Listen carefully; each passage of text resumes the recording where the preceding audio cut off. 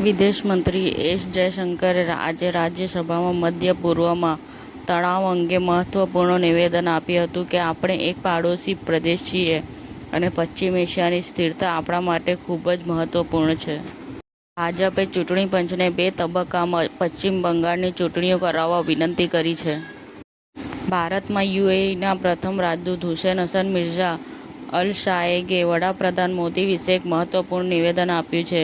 યુએઈના રાજદૂતે કહ્યું કે વડાપ્રધાન મોદીનો ફોન કોલ પરિસ્થિતિને શાંત કરી શકે છે.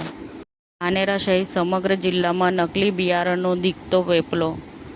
શામળાજી રોડ રેલવે સ્ટેશન પર વંદે ભારત એક્સપ્રેસનું સ્ટોપેજ મંજૂર થતાં અરવલ્લી જિલ્લામાં આનંદની લાગણી.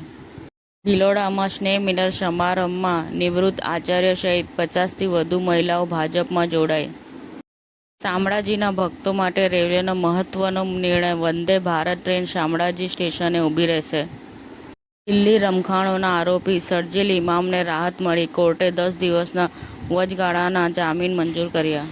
અમદાવાદમાં બુટલેગરનો પૌત્ર ફરી વિવાદમાં આવ્યો.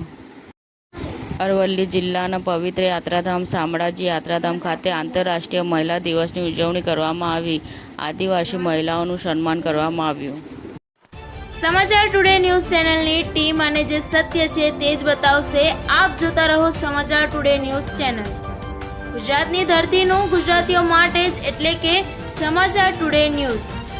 અમારી સમાચાર ટુડે ન્યૂઝ ચેનલને લાઈક કરો, શેર કરો અને સબસ્ક્રાઇબ કરો અને જોડાયા રહો સમાચાર ટુડે ન્યૂઝ ચેનલ સાથે.